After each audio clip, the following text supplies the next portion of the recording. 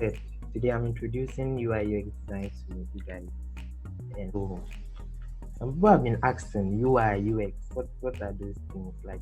Some people have not even heard it before. So I'm going to explain each of them to you one after the other.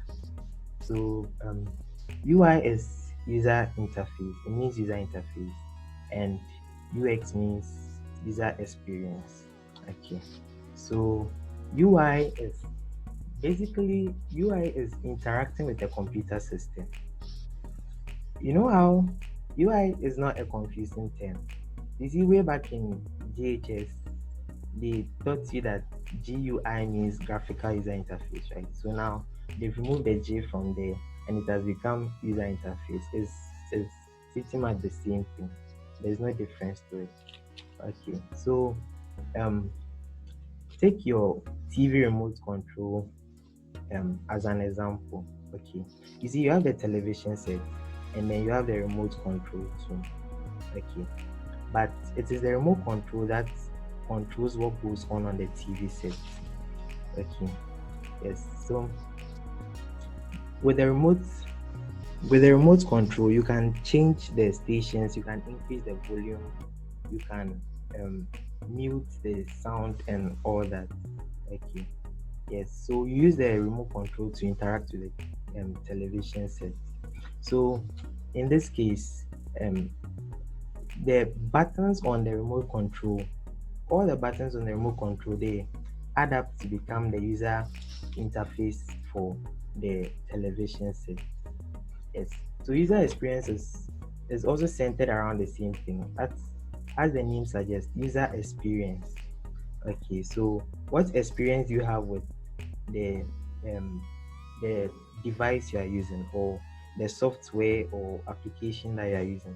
What is the experience of the interface that you have?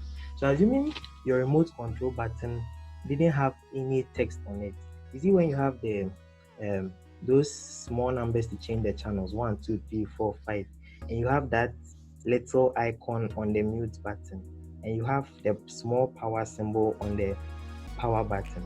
Assuming um assuming these things weren't there, right? Assuming none of these texts were there, none of these icons were there, and it was just a flat remote control with no inscription or description on it, you wouldn't know which button does what. You'd have to press each one of them before you get to know what it does. Okay, so user experience is kind of the experience you have using the interface that you've built. Okay, so let's talk more about the user interface.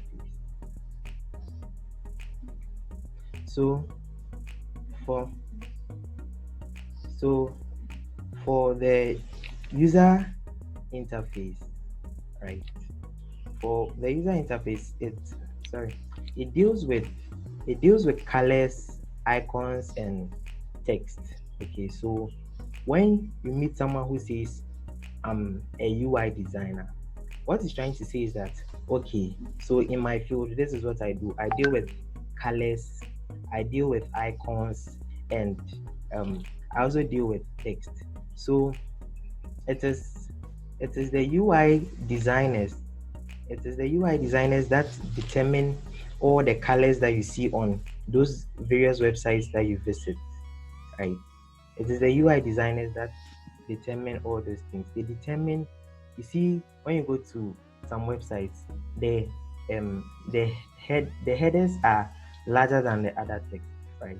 You also see some icons and some illustrations and some other stuff like that. Now, icons and illustrations are trending in um, user interface designs. Okay, so when you have when simple text is translated into um, viewable text, or is translated into images, right?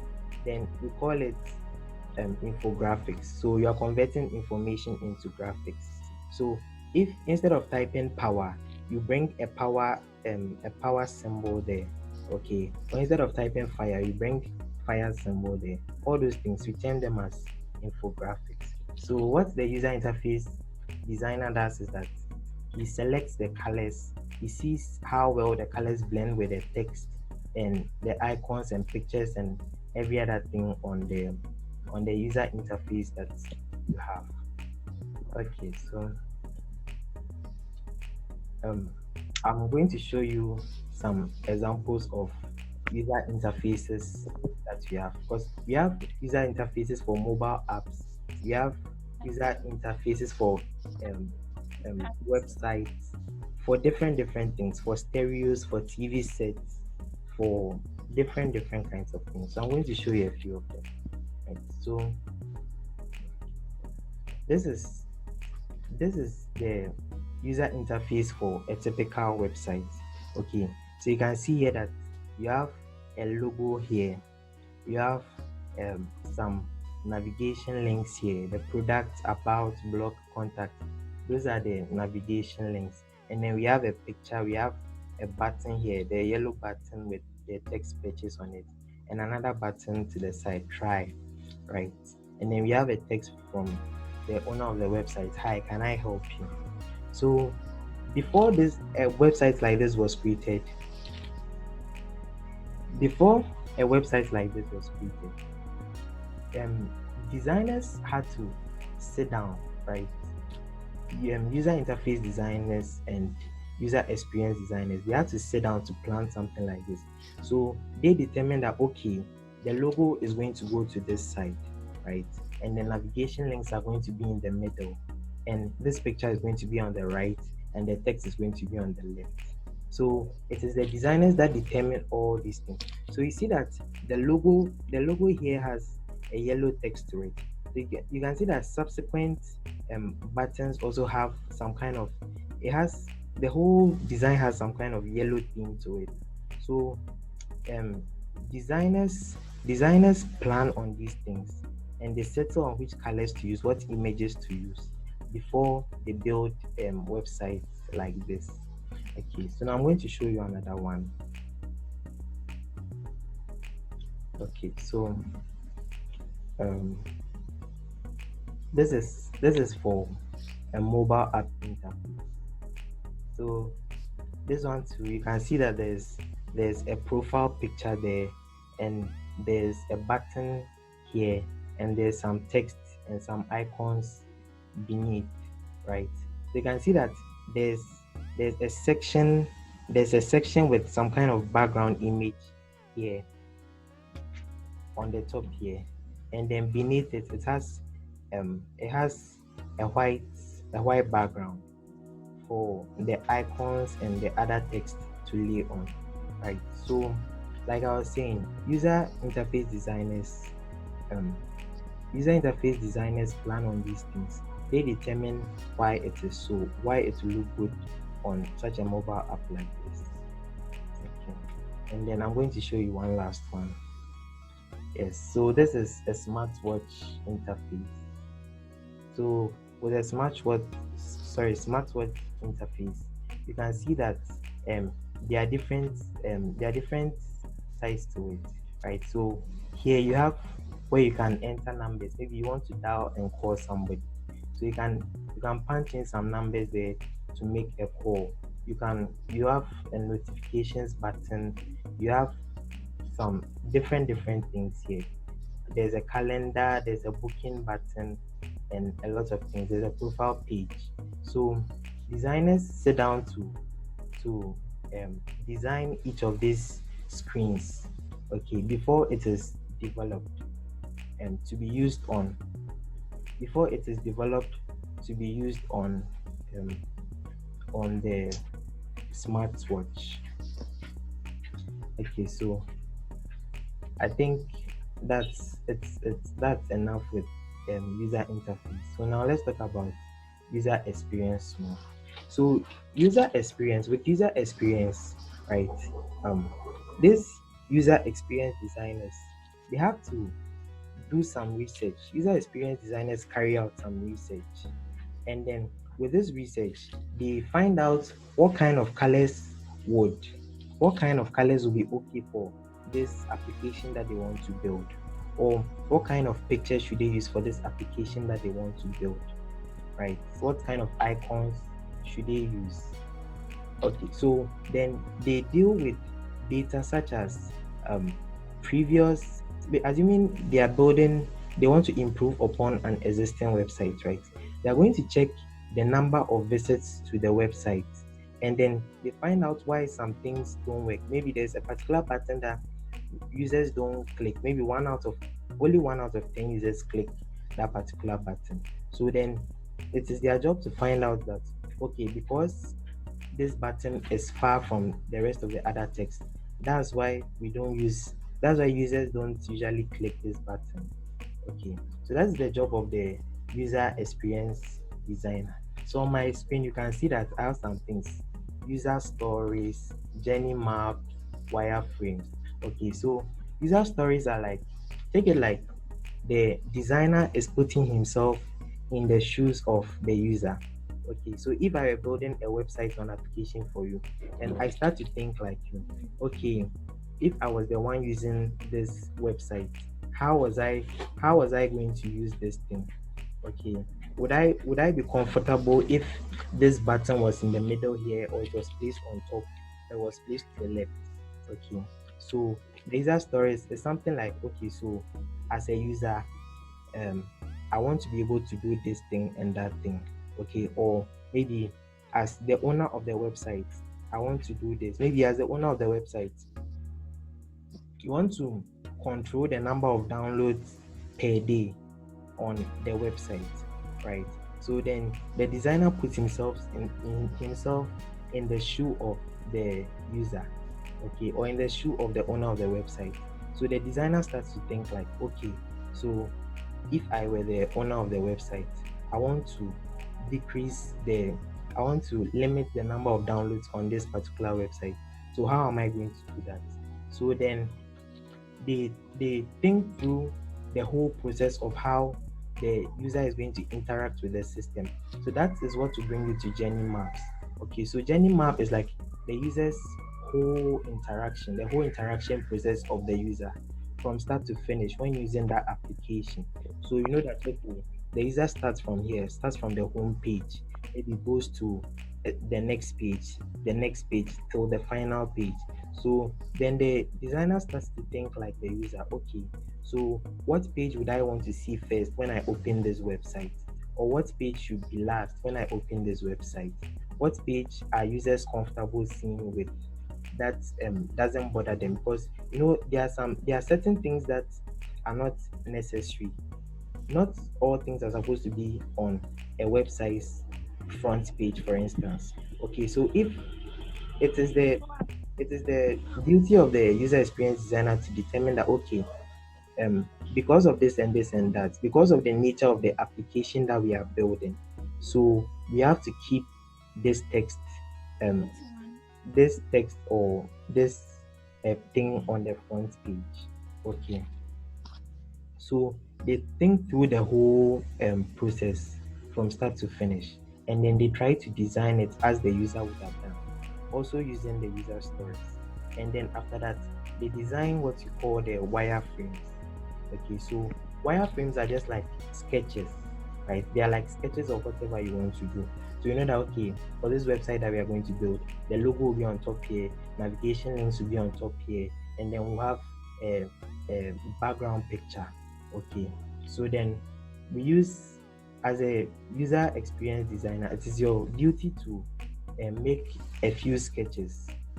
You make some sketches of how the whole system is going to look before it is given to the UI designers to translate into user interface designs. Okay. So this is a typical wireframe. Okay, this is a wireframe of a banking website. Okay, so you can see that to the left, this is the wireframe on the left. You can see that no picture is to the left. Sorry, no picture is on this particular no background picture, sorry, is on this particular wireframe. Okay, it's just a bunch of text and some boxes and some other stuff. But to the right of it, it has been translated into high fidelity UI designs. Okay, so you can see that the picture on the right, there's a background image, and then there's some text there, right? And then beneath it, you can see some logos of the banks. You can see Access Bank logo, Absa logo, Cow Bank logo, Echo Bank logo, and so on and so forth. And beneath it, you can see some pictures, right? And then you notice that the color of the picture to the right is different from the colors on the picture to the left. It's because in wireframes we don't determine the colors when using wireframes. Okay, wireframes are just supposed to be sketches. So for best practice, when designing wireframes, we don't use colors. Okay, we don't use colors. It's mostly black and white, so that it wouldn't give it wouldn't give the UI designer an idea of what the color should look like. Then the UI designers can now brainstorm and think on what colors to use. Because you can see that from the picture on the left, it's like the theme color is blue. And when you come to the picture on the right, the theme color also looks like it's blue. It's because the picture on the left influenced the picture on the right. That's why. So for best practices, when designing wireframes, it's supposed to be black and white. Just like this one over here, it's plain black and white. Okay, so come to talk about prototypes. So a prototype is like a simulation of what the whole system is going to be. Okay, so if you were building a website for an online store for clothing, right, then with a prototype you can put in all the pictures, all the text that you need, all the icons and the logos and everything that you need to look like it is the real thing, it is the final product, but it's just the design. So with prototypes are like links, a link from one page to the other. Okay, so from the picture here you can see that um, on the first picture there's a section called Turtle Mocha, and then it is linked to the second picture. So you can see that the second picture is an expanded view of that Turtle Mocha. So when you click on the Turtle Mocha in the first place, it will open all the information that you need about that particular coffee on the picture on the right. Sorry, the second picture. And then the third picture too, it's a similar thing. So strawberry frosted, right?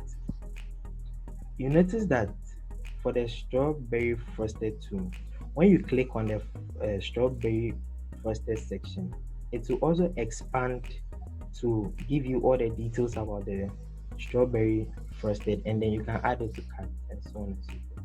So prototype is like the final, it's a simulation of the final design that you want to build. So if it's a mobile app, a simulation of the final mobile app that you're going to build. But in this case, it's just a design. So if someone hired you to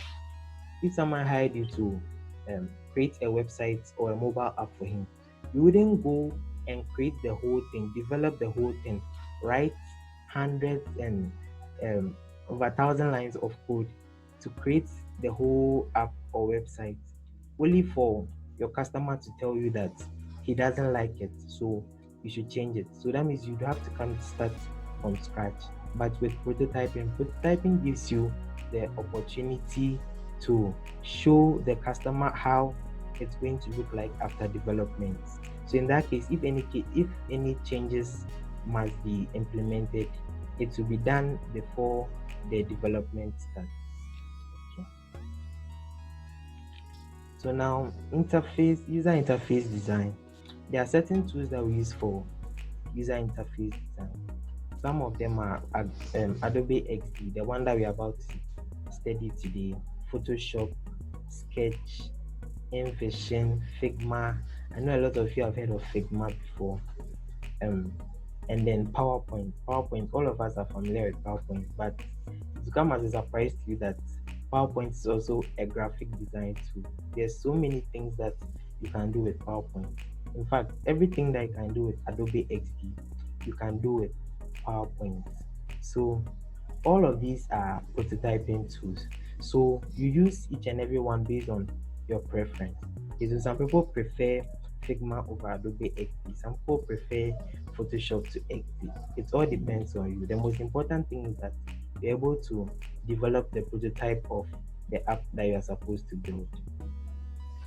So let's get started on Adobe XD itself.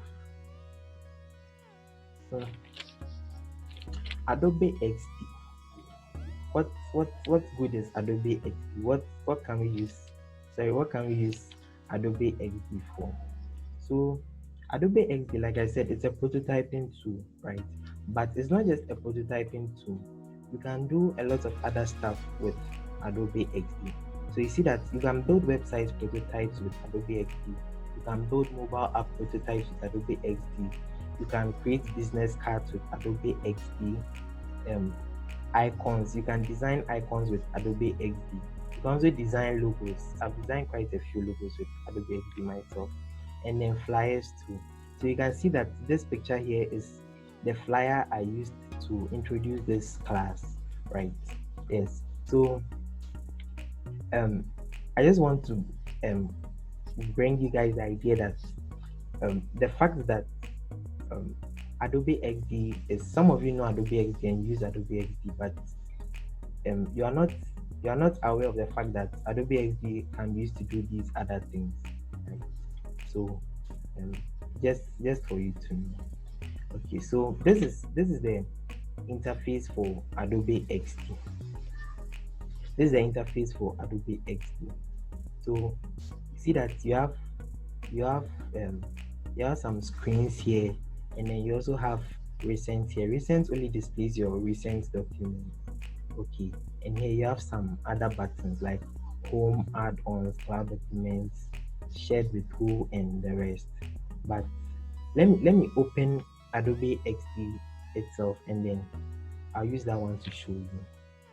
So let me share my screen, and then we start.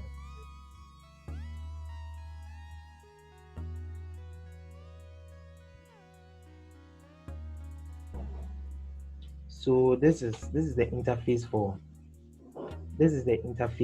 Adobe XD. So here you see that you have some screen sizes.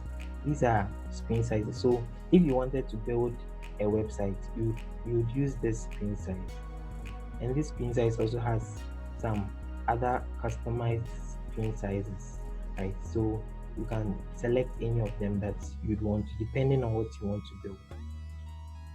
And then you can also design for iPads and for phones. This is not just for iPhones, it's also for Android phones too. Yes. And then when you come down here, you can see recent. So recent projects that you worked on, they will appear here.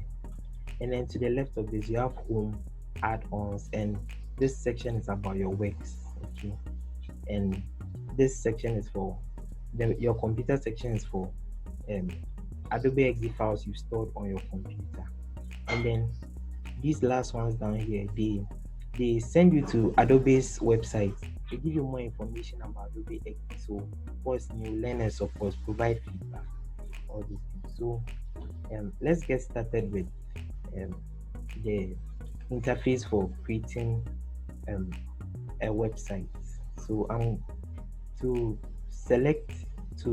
create a website, you just select this, and then it will open the interface for creating a website for you. So this is how the interface for creating a website looks like. So you see that over here you have some things here. You have the home button here. It will lead you to the page that we just came from. Then you have a design button here. You have a prototype button here. You have a share button here. So with the design section, this is where you design your work, and with the prototype, that is where you set your links to. So assuming you wanted your home page to link to the next page, you do that in the prototype section, and then after that you can share your work. Okay, so if you were designing a website for developers to build, right? After designing the website, you go to the share button, and then you can share the link with the developers, and then you have everything that they need, all the pictures and colors and all the stuff that you used to design. You have it, and then they can use it to design, to develop the app or website. So to the left of this, we have some. This is the tool section. Okay, so we have some tools here. This is the select tool. When you hover over any of the tools, it will give you the name and their shortcuts. So we have the select tool here. We have the rectangle tool. We have the oval tool. Sorry, we have the triangle tool, the line tool, text, pen tool, and then artboard. Okay, and then down beneath it we have some other things. This is the assets panel. Okay, so assets panel, assuming you had a logo, you can convert the logo into an asset, and then you keep it. So if you need to use it again, you just come here to look for it, and then you can use. Okay, assuming you used a color and you want to reuse the color, you can save the color as an asset, and then you can use the color anytime that you want. So assets are like reusable components. So if you want to close this, you click on that same button, and then it should close. And then we also have the artboard. So artboard, this thing that you see here, this white space that you see here, it is called an artboard. So the screens are called artboard. Okay, they are basically like your work area. Okay, so if you want to do any work to show, you do that on the artboard. Okay, and if you want to close that one too, and it's not just for artboards. Okay, it's for layers. So basically anything that you put on the screen here, it appears here. Okay, so it's given a special name. So if you drew a circle on here, the circle will be given a name. Okay, so you can always select that circle by the name here in the artboard section or in the layers panel. Okay, and then the last one is for plugins. So if there are some extra things that you need to work with, maybe you wanted to work with a map, right? Here you can download a plugin for a map, and then you use the map in your design. So here you can see that I have a plugin for a map. So if I wanted to use it, I just select the kind of map that I want. Say Google Map, I select Google Map, and then the size of the Google Map that I want to use, and then the country that I want the map for, or the city or the location that I want the map for, and then it generates that map. So this is the artboard, or this is the artboard section. So the artboard section, like I said, is basically your work area. So if you want to do anything to show, you do that in the artboard section. Okay, so artboards can be duplicated. Assuming you wanted to create a website that had 3 pages, right? Maybe the home page, an online store page, and then a contact page, right? You can duplicate this artboard.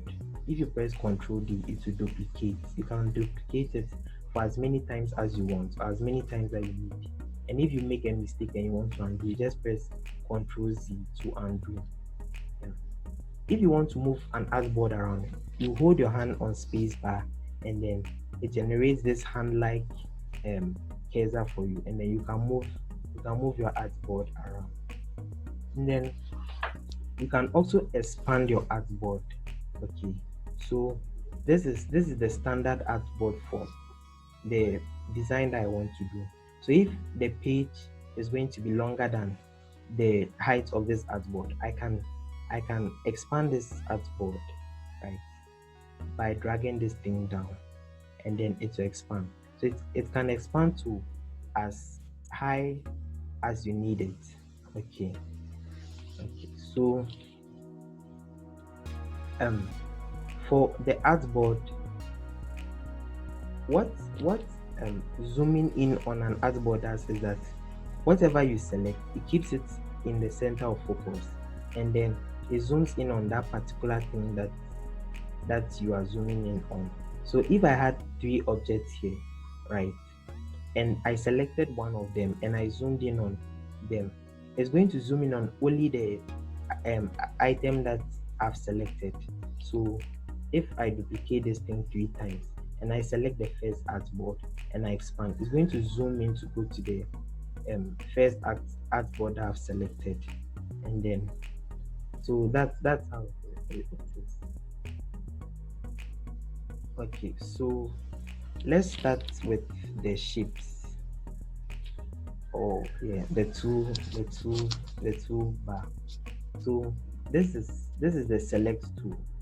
You can It's used to select stuff on the on your screen. So if I duplicate this, I use the select tool to select anything that I want. Okay. And for the rectangle tool is used for drawing rectangles. So if I draw a rectangle like this, yes. So basically that is how to use the rectangle tool.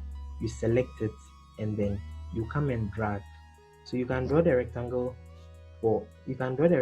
as big as you want it to be or as small as you want it to be. You can draw a smaller rectangle and you can draw a larger rectangle. Okay.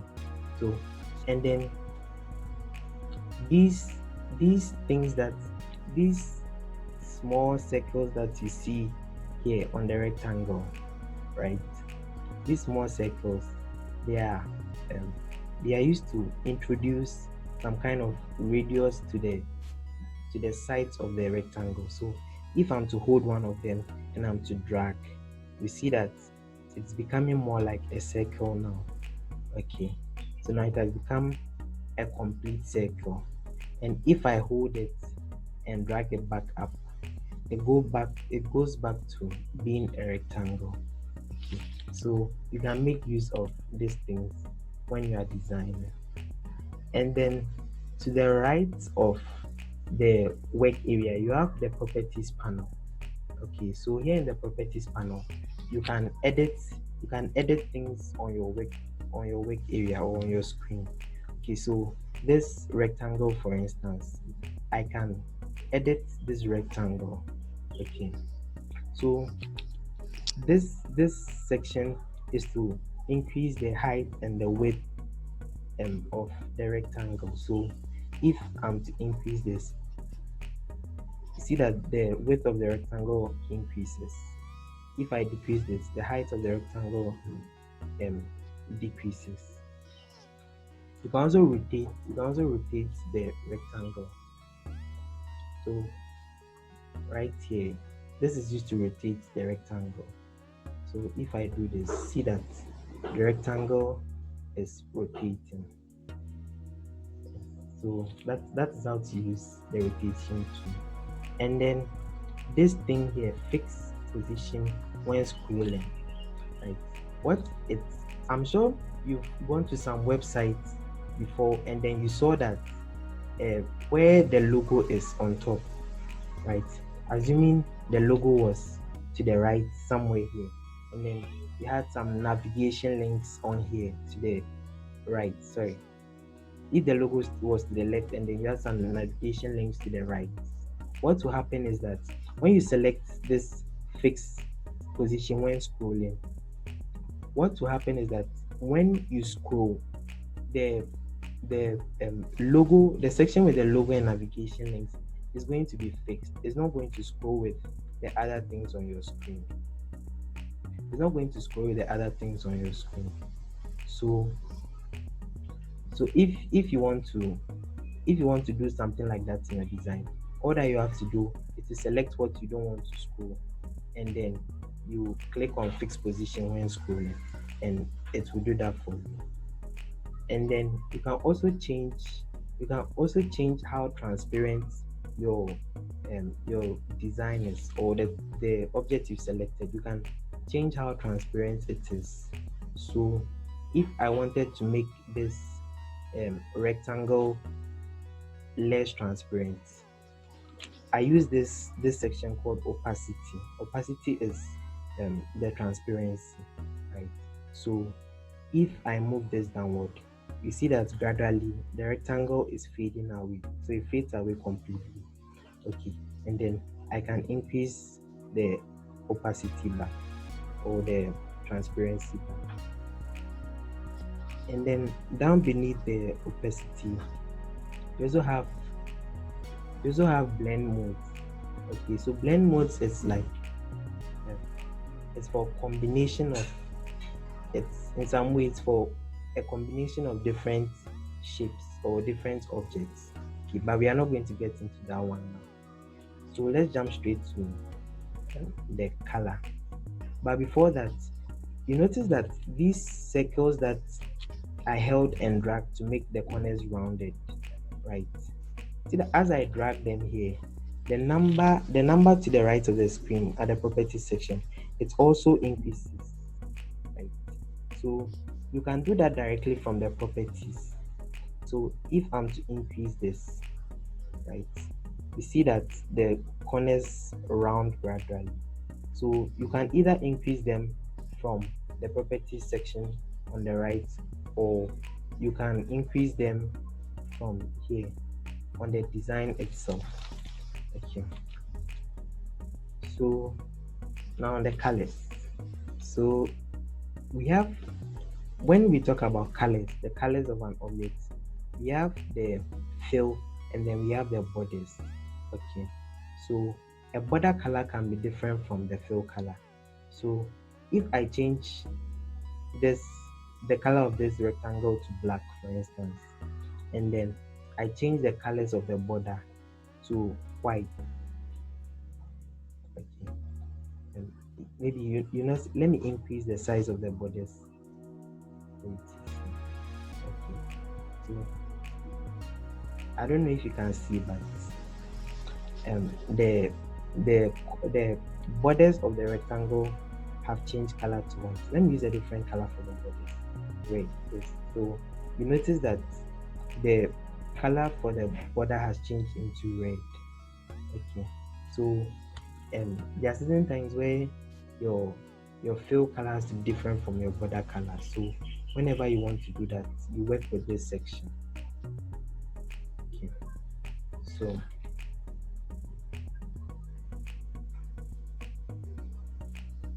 and then you can also give shadows to your object. Okay, so if this, let me change the color of the rectangle so that it's easier to see. Let me change it to red. So if I wanted to give this rectangle object a shadow, I'll use this shadow button here, and then it's going to open a color palette for me. So then I can choose to give the rectangle a shadow, right? Maybe let's say blue. I decide to give it a shadow of blue. So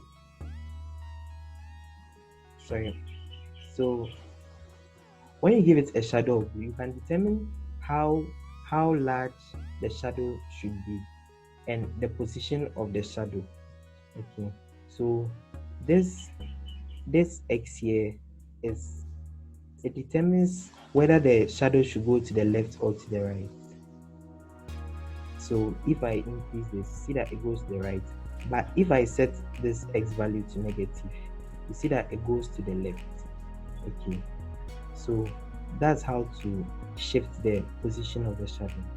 And then for the Y determines whether it goes to the top or it goes below. Okay, so if it's positive, it goes down. If it's a negative value, it goes up. Okay, and then you can also give your shadow a blur. Okay, so assuming I did, for a shadow, you don't want the shadow to be so obvious. So usually what you do is that you blur the shadow. So I'm going to blur this shadow. So you can see that this shadow has been blurred. Okay, If I decrease the blur, see it goes back to normal. If I decrease the blur, it takes the same shape as the rectangle, but if I increase it, the shadow is blurred out. Okay. So that's how to use these basic um, properties to edit an object. Okay, so now let's go to the circle. So with the circle, it's just like it's just like um it's just like the rectangle too. So you also hold and you drag, and let me give it a different color, um, blue. Okay, so with a circle, after selecting a circle, for instance, when you double click on it, you see that now you can see um the individual points of the circle, and you can edit any of them. So if I wanted to make changes to this circle, all I have to do is double click on it, and I'll see the individual points to this circle, and I can edit any one of them to suit what I want to do. So the one on the top, for instance, if I drag it down, see that the shape of the circle is changing. Okay. If I drag it back up, it changes. This looks like an egg. Okay. So you can edit any of the points to suit whatever it is you want. So that is it for the circle. So unlike some other design tools, with Adobe XD you don't have a variety of shapes. Okay, you don't have a variety of shapes, but you can take one shape and then edit it to suit whatever it is you want to do. So if I take a circle again, if I draw a circle again, right, I can also edit each of the points of this circle. Okay, so you see that the points are at the border of this circle. So I can pull this one up, I can pull this one down. Anything that you want to do, you can do. However you want to edit this square or this rectangle, you can do that to suit anything that you want to do. So let's go to the triangle tool, the polygon tool. It's called a polygon tool because you see, for the icon you will see a triangle, but it can be used to draw more than a triangle. Okay. Let me show you how. Okay, so here you see that here the corner, this refers to the corners of this one, refers to the corners of the triangle, right? So if I increase the corners of the triangle, see what happens. Now it changes shape. Okay, but initially we started as a triangle. So you can't decrease, you can't let this triangle to go below 3. You can't let the corners of this triangle go below 3 because it is a triangle. It is originally a triangle shape, right? Just that you can increase the colors to make it into different shapes. Okay, so for as many corners as you want, this is how to do it. Okay,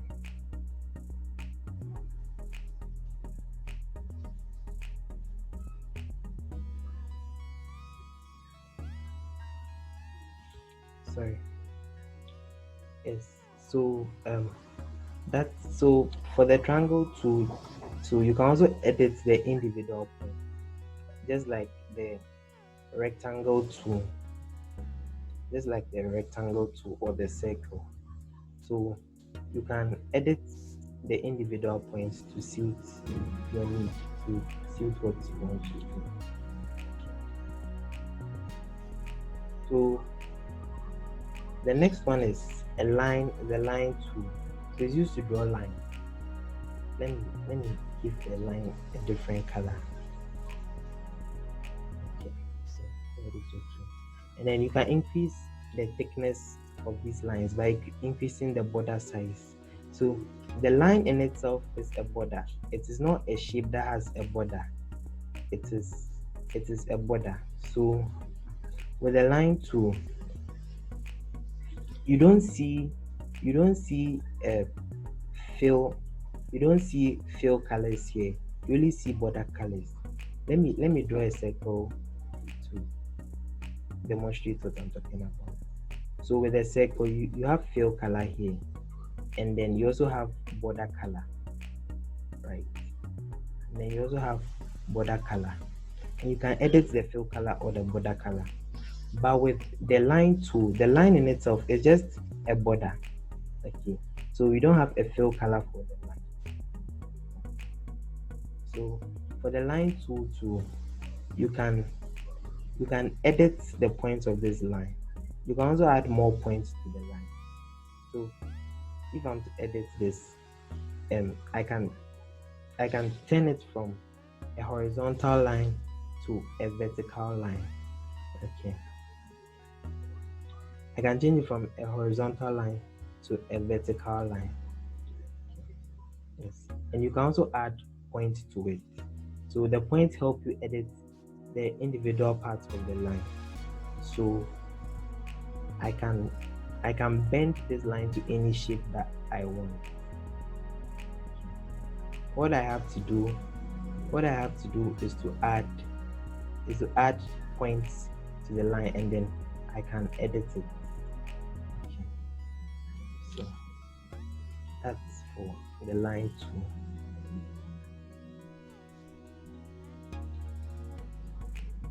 So the next one is the pen tool.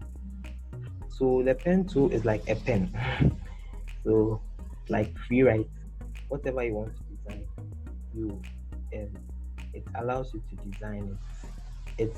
It's not like the line tool that is in a straight line. Okay, with the pen tool, you can draw any shape that you want.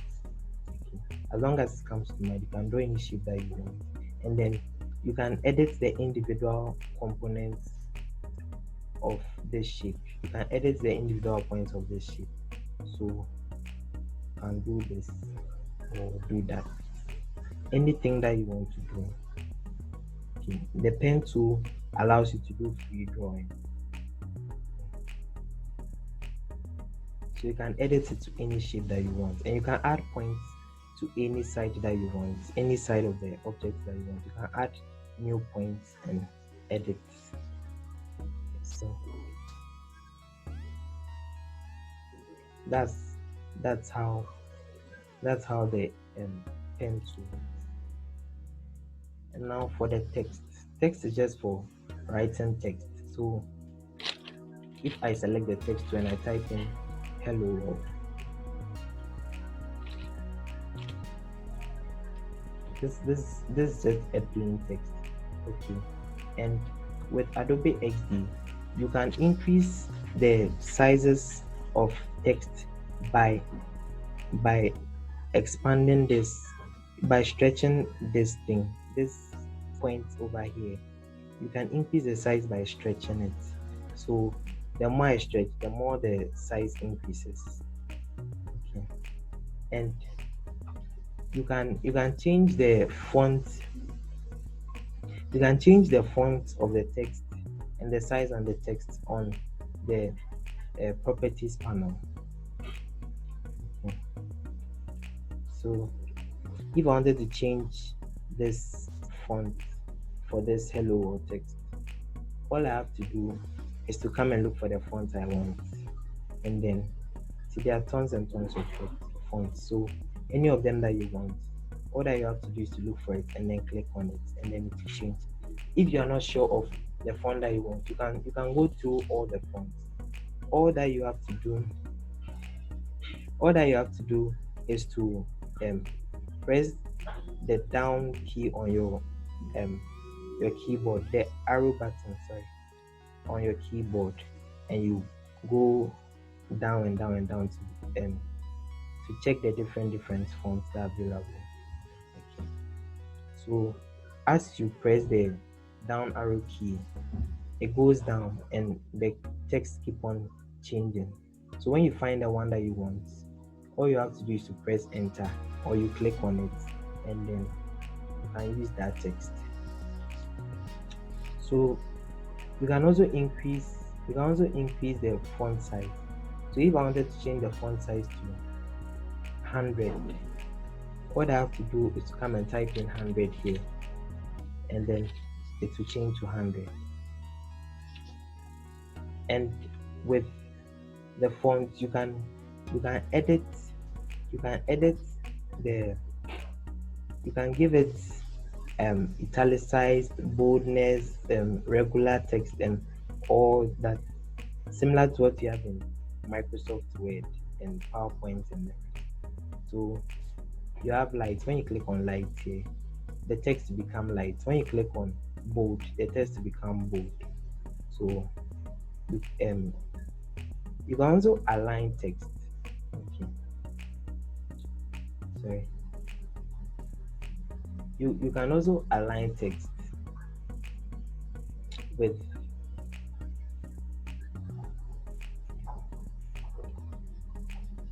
these buttons over here. Okay, but yeah, it's just one simple text I have, so you don't see any alignment going on. But you can, if you had multiple text, you could align them to the left, the middle, sorry, to the center or to the right. And then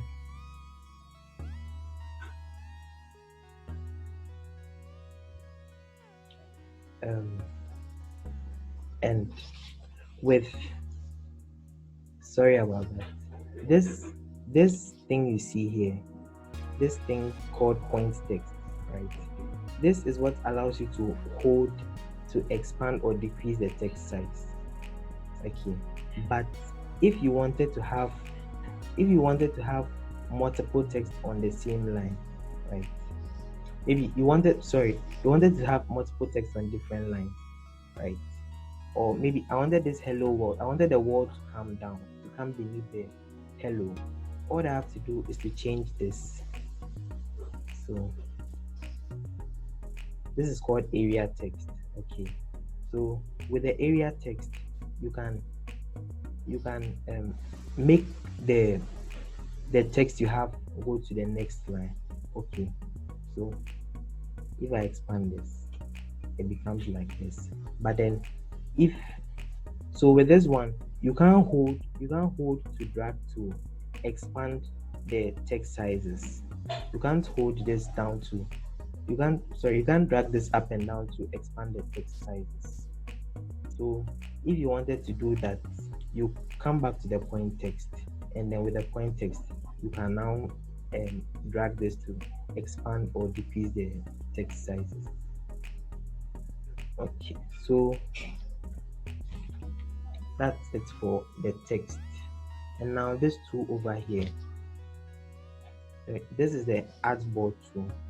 So if I wanted to add another artboard, all I have to do is to select the artboard tool and then click on the screen, and a new artboard will be created. Assuming I wanted to create an artboard for the mobile phone screen size, when I click on the artboard, icon,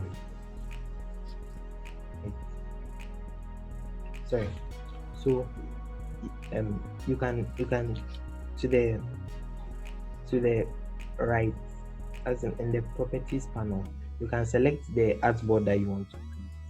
So if you wanted to create an artboard for an iPhone, all that you do is to select the iPhone artboard size, you click on it, and then it will appear. If you wanted to create one for an iPad, all I have to do is to click and it will appear. So any artboard size that you want, all that you have to do is to click on it, and then it will appear. So that's it for the artboard sizes. And then the last one is the zoom. Zoom is just used to zoom in on objects. Okay, so that's how the zoom works. And then if you want to reset your artboard, maybe you've over expanded your artboard view and then you want to reset it, all that you have to do is to hold your control key and then press 0. Okay, it will reset to its original size. Okay, it resets to its original size. So now so sorry, I didn't talk about this particular icon here, this hamburger menu here. So when you open Adobe XD and you're working on a project, when you click on this hamburger menu here, you can create a new project. It will take you to the home, and then you can create a new project, or you can open existing project from your computer. Okay, and then this will also show you the recent projects that you worked on, and then you can select any one of them to create. Okay, so now we have something that we call UI kit.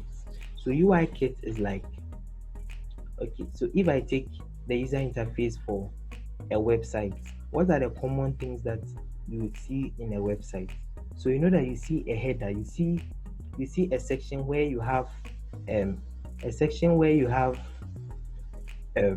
navigation links, a section where you have a search button and all that. So these UI kits, what they do is that they give you this predefined or pre-made object, right? All of them that they think you need, so that if you wanted to use any one of them, all that you'd have to do is to download them and then you start to use. So all that you have to do is to download the UI kit, and then you can use any of their objects in your design instead of recreating. So if you wanted to create a search bar with a search button on it, sorry, with a search icon on it, you don't have to go and download a search icon. You don't have to download a search icon and then come and use it in your design. All that you have to do is that you import from the UI kit that you've downloaded, and then you can use it in your design. And these are also OpenCC libraries. So they are libraries that when we talk about libraries, like to put it in simple terms, right? It's different designs that you've already done and then you've saved, okay, on Adobe Cloud. So when you click on this, it will open them for you. So if maybe you saved a logo on there, when you open this, you can use the logo in your work. You don't have to recreate the logo so it will open Adobe Cloud for you, and then you can import your work that you've already done and then reuse it. And then here you can rename the projects that you are doing. Okay, you can rename the project that you are doing. So you can also save the project, and with the save button, so with the save option, you can decide whether to save to your cloud document or to your computer. So I don't know if you can see, but on the option to save with your computer, it is premium, right? It is not on the Adobe it is not on the Adobe starter plan version, but for now it is allowed, but up to October it will no longer be allowed. So the only option that you'd have is to save your document to cloud. Okay, if you wanted to save on your computer, all that you have to do is to select save to your computer, and then you can this is where you save it to. So if I click save, it will save to my document. Assuming I wanted to save to my desktop, all I have to do is to click on this, and then I select my desktop, and then it saves to my desktop. Okay, so the name, I can give it a name, maybe Adobe intro, and then I'll save. So it will be saved to my desktop, and the new name will be, so the name on top here will change into the name that you saved it under. And then you can also export your work that you've done. So assuming I designed something,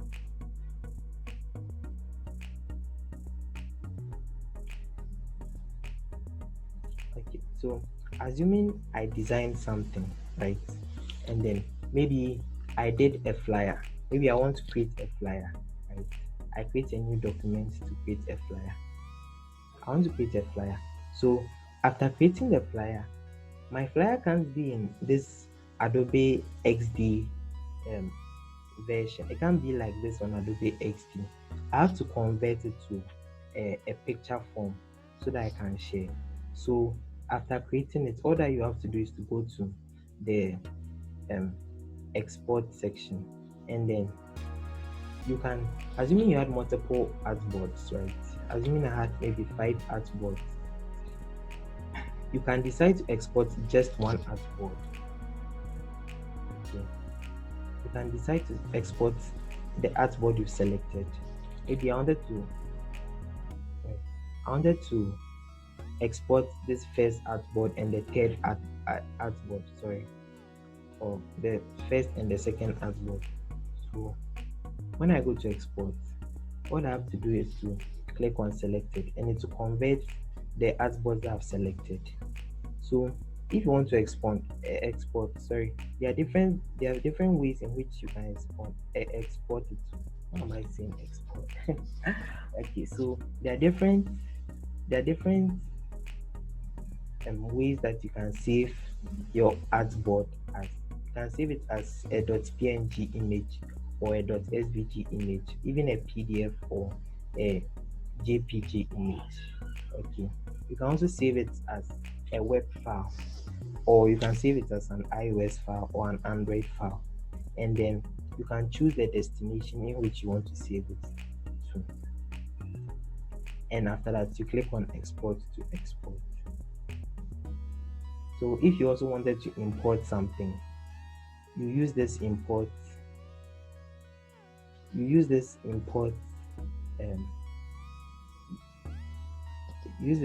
button here, and then plugins. If you wanted to add plugins, I said plugins are those extra features that you want to add, like the map. If you wanted to generate a Google map, you use a Google map plugin to do that. So you can select plugins that, so I've downloaded quite a few of them. So any plugin that you want to use at any point in time, you can select from here. And then you also have a help section over here, and whatever you need help with, Adobe is ready to help you with. So I think this is okay for a general overview of Adobe's interface. Okay, let me use this project that I worked on recently. So this is it. This is a project that I've been working on. So we are just going to quickly break this down. Okay, this one of the artboards of this project down. Okay, so this is the home page. Let me duplicate the home page, and then we can start to break it down into its various components. Okay, so this is, you can see, this is a simple rectangle that I used to cover the background image. It's usually called an overlay.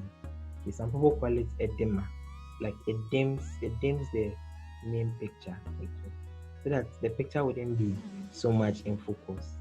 So this is just a normal rectangle with a black color. Okay, so you can see that the color here is black. If I change it to red, you see it changed to red. The color is black. And then transparency, I've given it a transparency. You can set color transparency from this this section over here, you can make it less transparent, or you can make it not transparent at all. Okay, and then you can also set transparency from this opacity section. So if I increase it, it becomes a normal black rectangle. But if I decrease it, it becomes more transparent. Okay, and this is a picture. Okay, and this is simple text, but this text is on a rectangle. So if you notice, this is just a normal rectangle with a little extra rounded borders. Okay.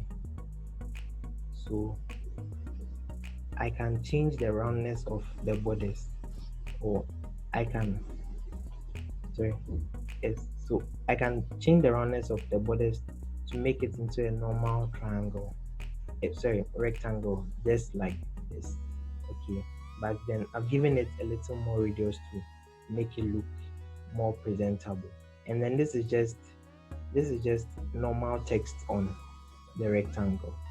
Okay, so I can edit the text and I can add to the text.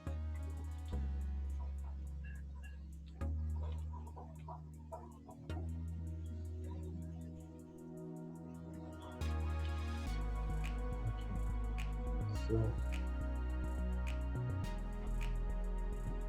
So this is usually what we call a landing page.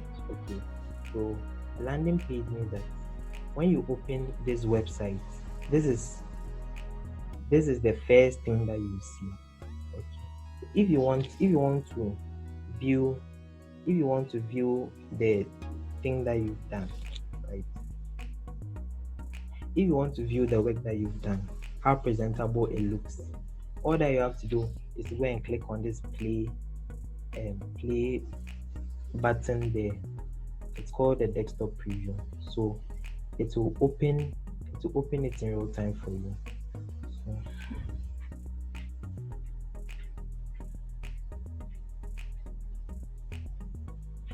So this is how it looks. Okay. So when you are viewing it like this, you can't edit it. Okay, so this is how, if I created a website, it will look like. Okay, this is how the website should have looked like.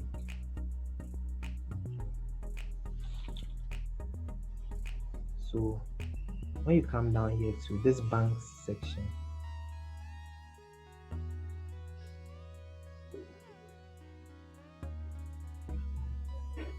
it's just a bunch of text and rectangles, yes, that have been added.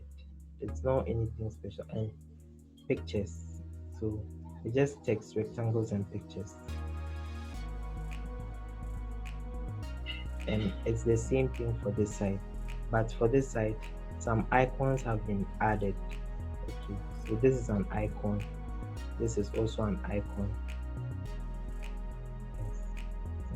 And the rest of it is just basic text. Okay. And down here we have a footer.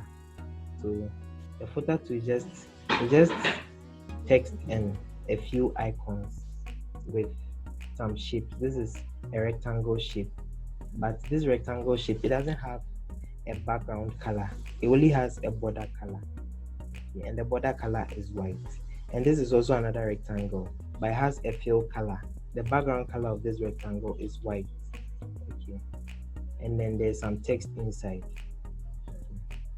So it's just regular text. You can expand or decrease the size of it. I think this is basically all that I need to know for Adobe's interface, how to work with Adobe's interface, the shapes and text and colors and all that. So I hope this has been helpful to some of you.